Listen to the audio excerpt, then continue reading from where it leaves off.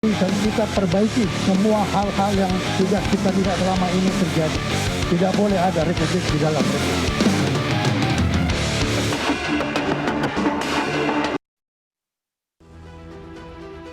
Keberadaan Bandara IMIP di Morowali, Sulawesi belakangan membuat publik bertanya-tanya. Hal ini diawali dengan adanya pernyataan dari Menteri Pertahanan Syafri Samsudin yang saat itu melakukan kunjungan ke Morowali. Menhan mengatakan bahwa bandara tersebut tidak memiliki bea cukai dan imigrasi. Bahkan Menhan menambahkan komentarnya, jangan sampai ada negara di dalam negara. Bandara yang tidak memiliki perangkat negara yang bertugas di dalam bandara tersebut. Ini merupakan hal yang anomali di dalam negara Kesatuan Republik Indonesia yang kita harus menegakkan regulasi, tapi ternyata masih terdapat celah-celah yang merupakan kerawanan terhadap kedaulatan ekonomi, bahkan juga bisa berpengaruh kepada stabilitas nasional. Sementara itu, Wakil Menteri Perhubungan menegaskan terkait perizinan Bandara IMIP di Morowali tersebut. Wamen mengatakan bandara tersebut legal dan terdaftar. Nah, mengenai Morowali, kemarin kami sudah menempatkan beberapa personil di sana. Dari Bea Cukai, dari kepolisian, dari Kementerian Perhubungan sendiri sudah ada dirjen otoritas bandara ke sana, termasuk hewan dan lain-lain. Jadi kami sudah turun ke sana.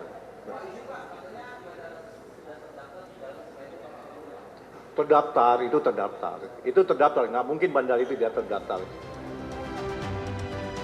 Meski demikian, keberadaan Bandara IMIP masih menyimpan tanya bagaimana aturannya dan negara harus memegang kontrol maupun kendali.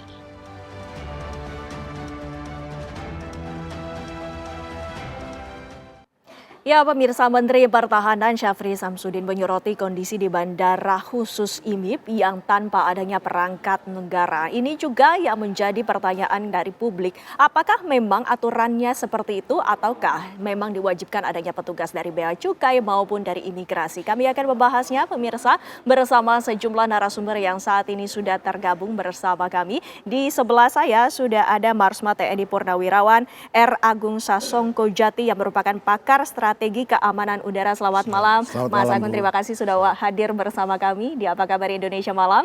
Kami juga akan menyapa pemirsa yang saat ini sudah tergabung bersama kami melalui sambungan telekomunikasi. Sudah ada Pak Alvin Lee yang merupakan pengamat penerbangan. Selamat malam, Pak Alvin. Selamat malam, Mbak Indi. Ya. Dan kami juga akan menyapa sudah ada Pak Mori Hanafi yang merupakan anggota Komisi 5 DPR RI. Selamat malam, Pak Mori. Selamat malam. Ya, ini Mas Mori, kami juga ingin langsung menanyakan kepada Anda menanggapi adanya temuan yang kemudian diberikan oleh Menteri Pertahanan Syafri Samsudin yang menyatakan bahwa dari Bandara Khusus IMIP ini ternyata tidak adanya petugas dari Bea Cukai maupun imigrasi. Dari DPR sendiri melihatnya, aturannya sesungguhnya seperti apa? Baik, jadi di Morowali itu kan memang ada dua bandara. Bandara yang pertama itu memang bandara yang pernah diresmikan oleh Pak Jokowi. Itu memang bandara milik pemerintah, dibangun dari APBN ditambah APBD. Itu dikuasai pengelolanya tuh Kementerian Perhubungan. Dan kemudian status bandaranya umum, ya, fasilitas runway-nya sekitar 1.400-an, kira-kira kalau nggak salah. Dan itu memang bandara yang dikuasai oleh pemerintah. Di sisi lain memang ada bandara khusus yang dikuasai oleh PT IMP, ini private airport. Ini kerjasama Indonesia dengan Tiongkok. Jadi memang fungsi bandara khusus itu dikhususkan untuk logistik, internal industri, mengangkut pekerja dan menerima barang dan lain sebagainya. Dari sisi aturan, sesungguhnya bandara khusus ini bukan hal yang baru gitu, karena memang di beberapa tempat itu juga sudah ada.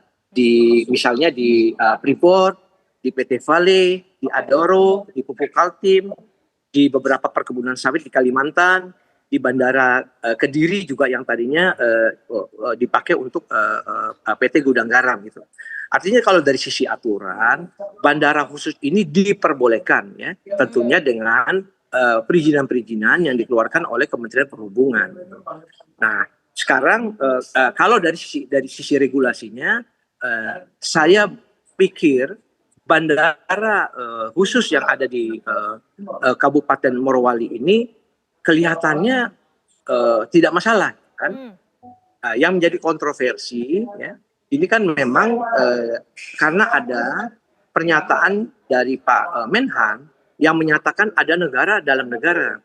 Kalau saya lihat dari konteks yang disampaikan oleh Pak Menhan, sesungguhnya itu tidak khusus dinyatakan terkait dengan bandara.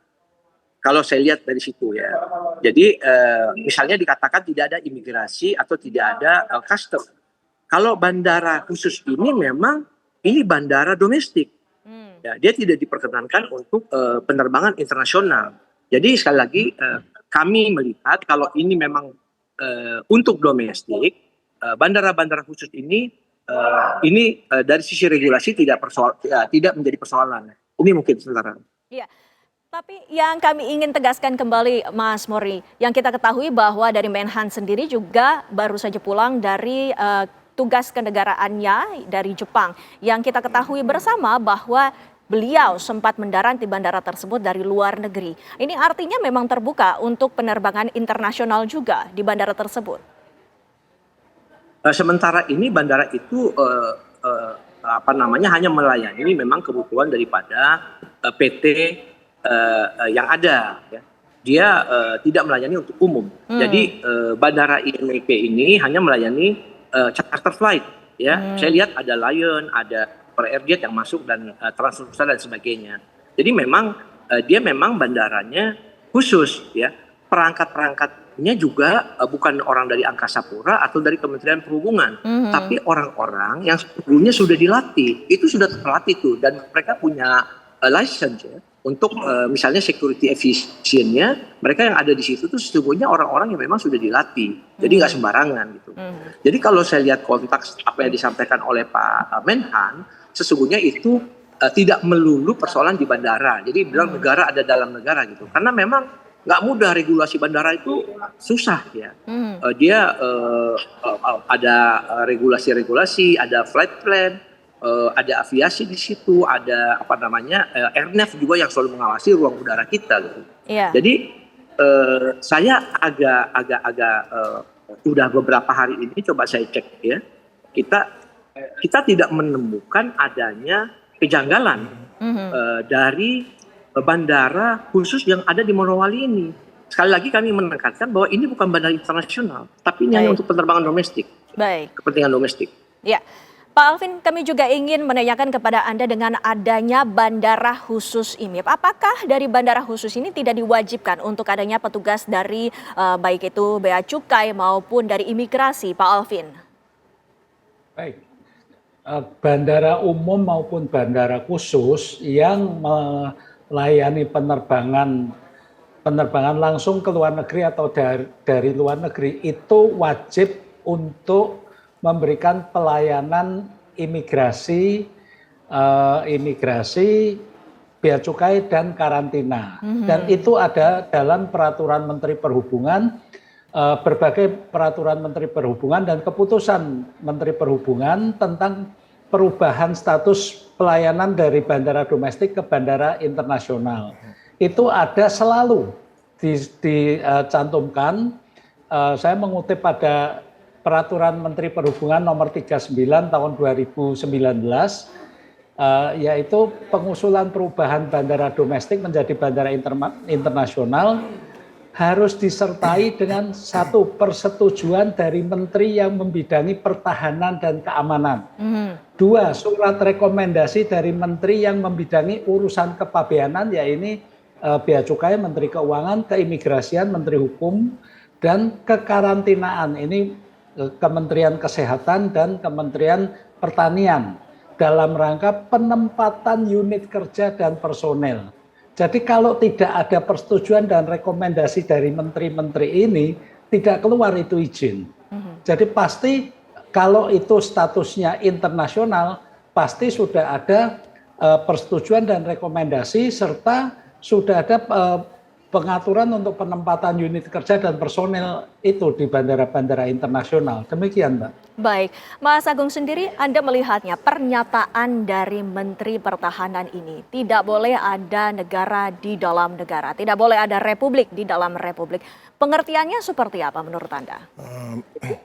Mungkin Bapak Menteri melihat kondisi pada saat itu, bahwa bandara ini bandara yang cukup besar, cukup baik. Namun sebetulnya tidak ada yang salah juga dari pendapat Menteri karena memang mungkin beliau dapat informasi bahwa bandara ini adalah bandara internasional. Karena memang pada peraturan pada bulan Agustus tahun ini, itu keluar namanya peraturan Menteri ataupun keputusan Menteri Perhubungan nomor 38 yang menyebutkan bahwa ada 4 bandara khusus kecil yang mendapat status internasional. Namun mungkin belum ada informasi pada beliau bahwa pada bulan Oktober tanggal 13 keluar peraturan menteri atau keputusan menteri yang baru yang menyatakan bahwa 2 dari 4 bandara khusus itu telah dinyatakan tidak mendapatkan status internasional. Hanya tinggal 2 yaitu dari bandara di milik Riau Andalan Pulp Paper di Pelalawan Riau serta bandara di Tanah Bumbu di mana Kalimantan Selatan. Jadi untuk 2 bandara yang berada di Industrial Park yaitu Morowali Indas Park yang dikenal dengan IMIP serta Weda Bay Industrial Park yaitu IWIP di Halmahera Selatan itu dalam waktu 2 bulan telah dihapus dengan keputusan Menteri 55 bahwa mereka tidak dinyatakan bisa berstatus internasional. Berstatus internasional. Meskipun sebetulnya berstatus internasional pun juga bersyarat. Bersyarat itu artinya itu hanya untuk kedatangan pesawat yang tidak terjadwal, kemudian charter, kemudian untuk evakuasi medis, kemudian untuk penanggulangan bencana yang memerlukan ini. Dan tentu saja kelihatannya 2 bandara ini yaitu di Weda Bay, di Halmahera dan di Morowali ini tidak memenuhi persyaratan yang diharuskan seperti standar sebuah internasional.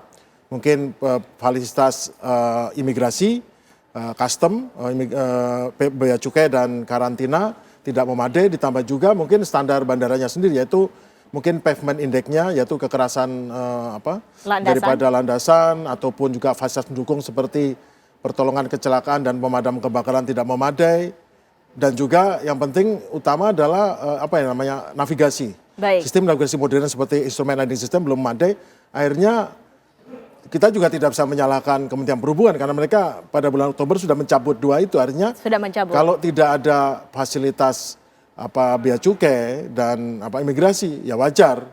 Untuk apa bukan, tapi terkait dengan pernyataan bahwa beliau dari luar negeri datang, sebentar dulu. Mungkin pesawat yang digunakan oleh Bapak Menteri itulah pesawat negara. Statusnya charter atau pesawat pemerintah kita, negara mendarat, tentu pesawat negara mendarat di bandara dimanapun di Indonesia nggak ada masalah. Baik. Tidak perlu izin khusus tentang itu. Sebelum bulan Oktober itu, status dari bandara khusus ini bisa terbuka untuk internasional sebelum di stop akhirnya. Ceritanya saya buat singkat saja ya. Pada tahun 2024 ada peraturan menteri atau keputusan menteri 31/2024 menyatakan bahwa semua bandara internasional diringkas menjadi 17. Wah itu ribut itu. Karena banyak bandara besar-besar bagus-bagus dibuat standar internasional ternyata tidak dipakai. Akibatnya para pelaku industri di daerah tahu nih bahwa bandara internasional adalah buka untuk pariwisata dan penanaman modal asing. Akhirnya pemerintah sekarang menindaklanjuti pada bulan April 2025 ada 3 bandara, keputusan menteri nomor 26 mengeluarkan 3 bandara yaitu kalau nggak salah di Palembang, Bangka Belitung sama di Pekanbaru. Itu dinyatakan internasional. Kemudian ditambah lagi pada bulan Mei tahun ini juga yaitu di Kalimantan, Banjarmasin dan Pontianak nih dinyatakan internasional lagi. Jadi 22. Baik. Tapi mungkin ada pertimbangan di pemerintah kita ini pada bulan Agustus keluar lagi peraturan menteri nomor 37 atau keputusan menteri nomor 37 menyatakan 36 bandara dibuka. Termasuk Bandara Komodo, bandara di Banyuwangi, bandara di Doho Kediri, termasuk bandara yang sudah ada. Tapi Bandung Hussein tidak, kemudian beberapa tidak, tapi sebagian besar itu dibuka kembali dan itu menimbulkan suatu efek yang baik ya. Yang jeleknya belum kelihatan nih kan. Nah, pada hari yang sama tanggal 8 Agustus keluar keputusan Menteri nomor 38 menyatakan 4 bandara. Satu adalah bandara bandara milik Riau Andalan Pulp Paper di Riau, di Pelawan, itu jaraknya cuma 50 kilo dari bandar udara di Pekanbaru ya, Sultan Haji Kasim, dijadikan internasional karena itu pusat industri dan butuh hubungan khusus. Kemudian yang kedua adalah bandara di Tanah Bumbu di Kalimantan Selatan yang karena pemerintah daerah meminta untuk supaya dinyatakan dibuka internasional, tapi bersyarat ya. Kemudian ditambah dengan 2 industrial park, Morowali dan Weda Bay. Itu dinyatakan bahwa mereka bisa, tapi ingat internasional bersyarat. Bersyarat itu artinya tidak boleh reguler, tidak boleh penerbangan umum, hanya charter, kemudian non-corporation, ada kegiatan yang tidak untuk niaga, serta untuk medical evacuation, bencana dan lain sebagainya. Baik, Pak Alvin, kami ingin mengkonfirmasi sekali lagi dengan adanya tadi yang sudah dijelaskan oleh Mas Agung, apakah dengan status bandara khusus ataupun bandara yang dikelola oleh privat ini, artinya aturan-aturannya berbeda? Tidak, aturannya sama. Jadi mau itu bandara khusus maupun bandara umum, itu persyaratannya sama, tapi penggunaannya yang terbatas. Kalau bandara umum itu ya lebih luas. Nah, status dari bandara IMIP Morowali ini walaupun sudah ditetapkan dengan KM 38 ya, tanggal 8 Agustus itu sebagai bandara internasional, itu baru ditetapkan. Tapi itu masih dalam proses untuk mengajukan izinnya, karena ada sejumlah persyaratan yang harus dipenuhi tadi, yaitu tadi seperti dari persetujuan dari menteri, kemudian rekomendasi dari menteri, kemudian juga berbagai peralatan untuk memastikan standar keselamatan, standar keamanan, semuanya memenuhi syarat. Untuk itu diberi waktu hingga 6 bulan, yaitu sampai Februari 2026. Nah, yang menarik adalah bulan Agustus, 8 Agustus itu ditetapkan sebagai bandara internasional, tapi bulan September pemilik dan pengelola bandara IMIP itu justru menyatakan keberatan. Mereka tidak mau dijadikan internasional, jadi praktis mereka tidak mengurus memenuhi persyaratan-persyaratan tersebut. Ini sangat menarik karena seharusnya status internasional itu diberikan atas permintaan pemilik atau pengelola. Ternyata dalam hal ini setelah ditetapkan pemilik pengelola bukannya menyatakan tidak akan melanjutkan proses, tapi menyatakan tidak berkenan. Nah, ini kan aneh. Jadi yang ditanyakan sekarang, siapa sekarang yang memberikan status itu kalau pemilik sendiri juga tidak berkenan? Apakah ini top down dari pemerintah? Kalau top down dari pemerintah kan aneh gitu. Nah, tadi tentang Menteri Pertahanan bisa mendarat langsung, tadi sudah disebut juga kalau pesawat negara itu bebas mau mendarat di mana saja, karena membawa Menteri Pertahanan ini otomatis statusnya menjadi pesawat negara. Nah, berikutnya lagi yang mungkin menjadi perhatian adalah di bandara yang domestik, statusnya domestik, tapi terlihat beberapa pesawat yang registrasi asing.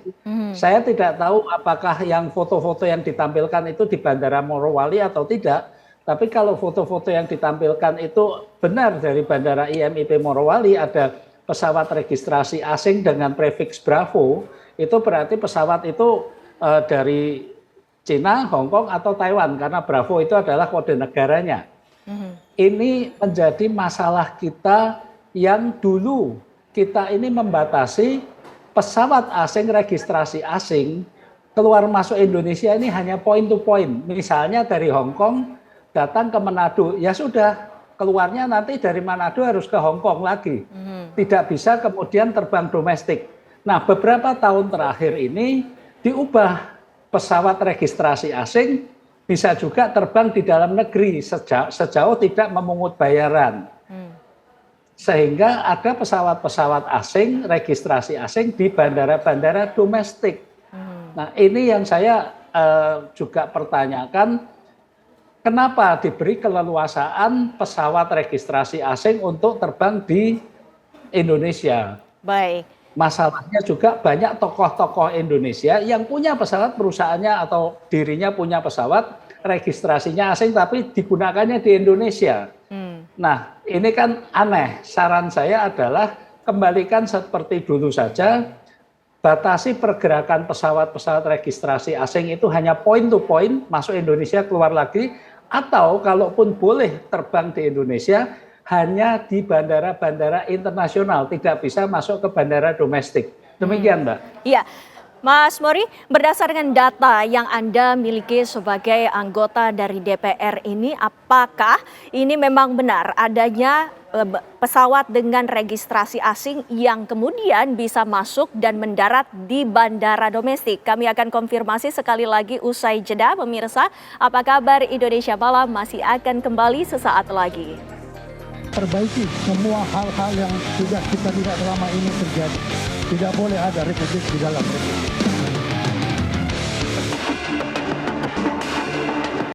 Anda kembali bersama kami. Mas Mori, langsung saja kami ingin melanjutkan perbincangan yang tadi sempat terputus oleh jeda. Berdasarkan data yang diperoleh oleh DPR sendiri, apakah memang benar ada penerbangan dengan registrasi asing yang kemudian diperbolehkan untuk mendarat di bandara domestik?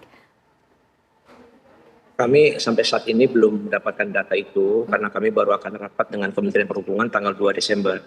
Tapi yang kami ingin tegaskan begini, bahwa ini kan kami juga sempat terpancing ya, menyatakan bahwa bandara yang di Morowali yang IMP ini kan bandara internasional. Ternyata setelah kami melakukan pengecekan ya, itu intinya bandara domestik. Sekali lagi kalau ini bandara domestik, saya pikir ini tidak perlu menjadi kontroversi. Ya, jadi mungkin sekali lagi yang dimaksud oleh Pak Safri negara dalam negara, kalau saya melihatnya dalam arti yang jauh lebih luas. Karena misalnya beberapa tahun lalu Gubernur Sultra itu dia ngadu ke DPR bahwa kami ini nggak bisa masuk area tambang, kami kok sebagai pemegang wilayah nggak bisa punya akses sama sekali dan sebagainya. Itu mungkin masuknya ke sana. Kalau dari sisi bandara ini adalah sudah kita yakini bahwa ini bukan bandara internasional, kalau menurut saya maka ya selesailah, kita nggak perlu pembahasan yang terlalu panjang lagi gitu. Karena memang tidak perlu ada imigrasi, tidak perlu ada custom di situ. Memang kalau kecuali ya kami sempat terpancing. Wah ini kalau memang benar-benar internasional, maka ini melanggar kedaulatan negara. Bayangkan kalau misalnya itu dinyatakan barang internasional, kemudian tidak ada imigrasi, kemudian tidak ada biaya cukai, wah itu gila, itu benar-benar gila. Nah, tapi kenyataannya ternyata tidak demikian. Gitu.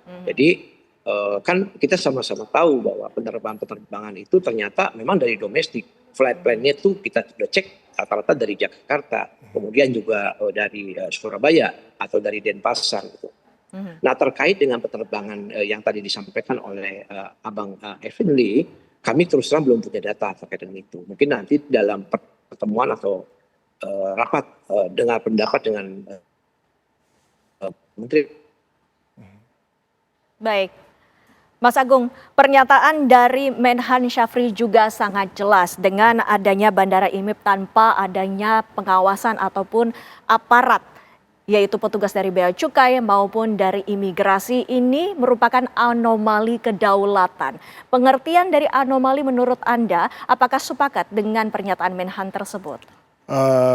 Saya tidak bisa menilai beliau ya, karena beliau masih punya maksud tersendiri. Namun yang jelas, kalau kita bicara soal penerbangan, kita tidak bisa menganalisa dengan akal sehat berdasarkan ilmu lain. Akal sehat kita adalah akal sehat berdasarkan ilmu penerbangan atau regulasi penerbangan.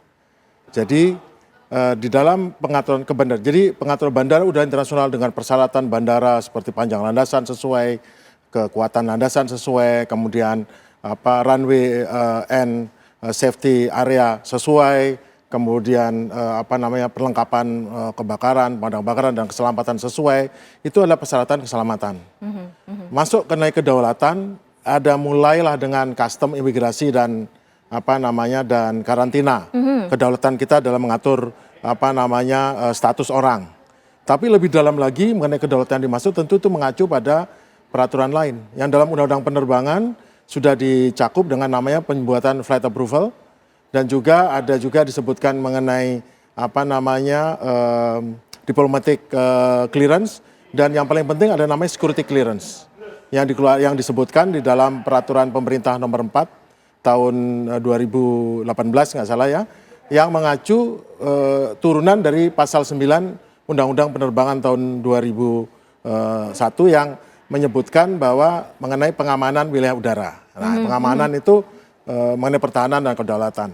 Nah, disebutkan juga bahwa setiap pesawat yang mau terbang ke Indonesia itu harus membuat flight clearance. Di dalam flight itu tercantum mengenai pesawatnya, mengenai siapa pilotnya, siapa penumpangnya, tujuannya apa, lengkap sekali. Kalau yang reguler itu jelas, reguler itu seperti penerbangan yang reguler ya yang kita terbang. Tapi yang sekarang kita fokuskan penerbangan unscheduled. Baik yang niaga, non niaga, medical atau kedarurat emergency, semuanya itu adalah penerbangan unscheduled yang tidak direncanakan, tidak dijadwalkan.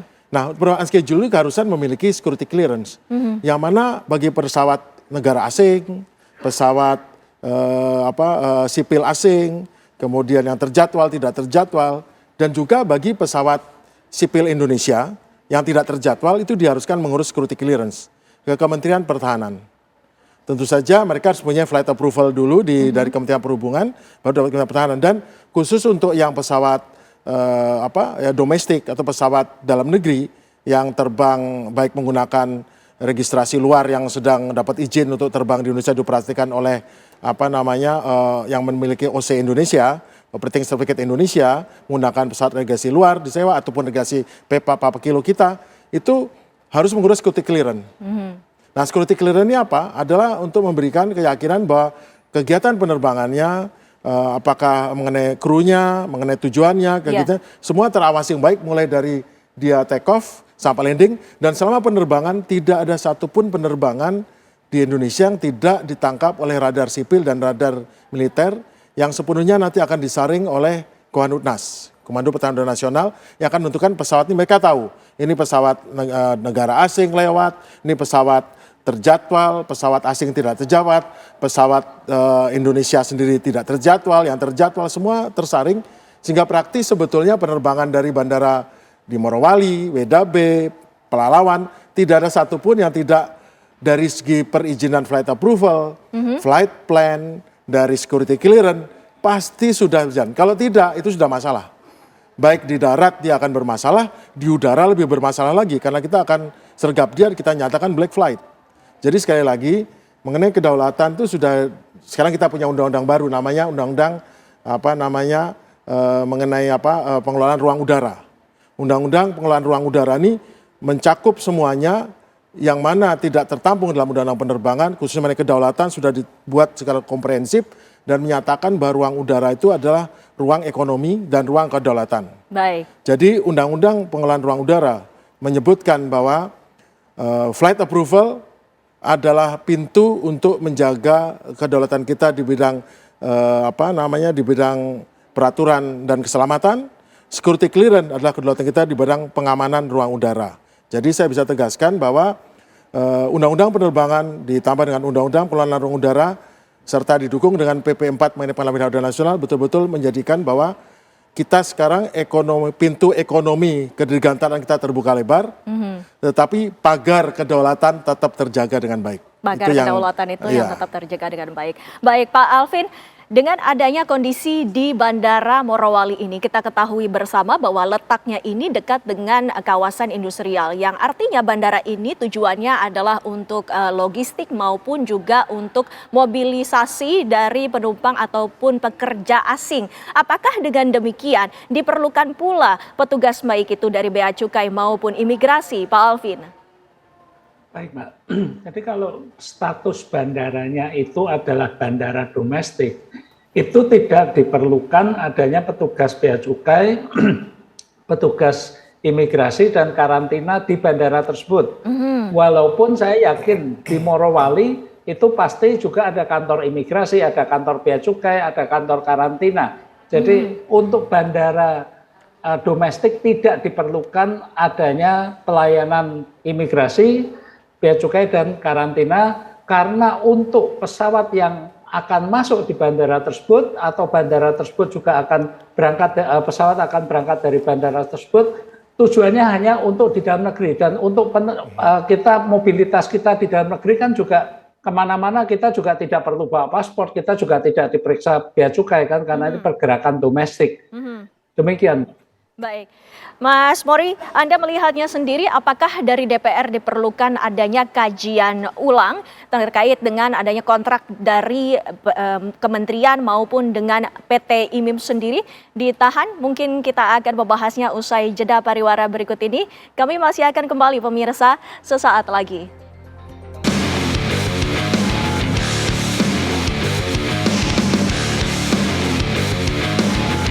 Negara hadir untuk menegakkan hukum, menegakkan regulasi, dan kita perbaiki semua hal-hal yang sudah kita lihat selama ini terjadi. Tidak boleh ada republik di dalam republik.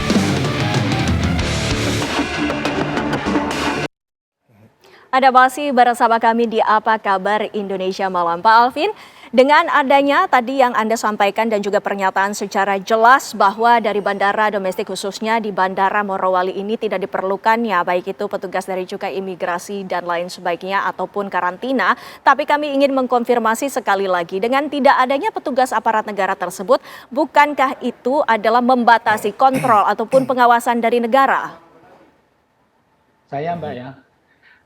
Jadi gini, pengawasan dari negara itu kan tidak harus orangnya ada di tempat. Pengawasan terhadap operasi bandara itu dilakukan oleh Kementerian Perhubungan melalui otoritas bandara. Nah, pengawasannya antara lain satu dengan perizinan. Perizinan tadi flight approval, izin rute, slot dan sebagainya. Kemudian itu juga ada laporan secara periodik. Juga ada inspeksi setiap saat dari Kementerian Perhubungan juga dapat melakukan inspeksi dan juga ada audit secara berkala. Jadi dengan teknologi yang sekarang pun itu kan juga bisa dilihat pesawat yang keluar masuk seperti apa. Setiap pesawat yang akan berangkat harus masukkan flight plan. Flight plan itu juga sudah lengkap, manifestnya ada, kemudian perlengkapannya, tujuannya kemana dan sebagainya, dan itu selain oleh Kementerian Perhubungan juga dilayani oleh Airnav. Airnav ini juga yang memantau pergerakan pesawat itu kemana saja, jumlah pesawatnya naik turun berapa, penumpang berapa, maka dari itu kita juga bisa mendapatkan statistik pergerakan pesawat, pergerakan penumpang, pergerakan barang di setiap bandara.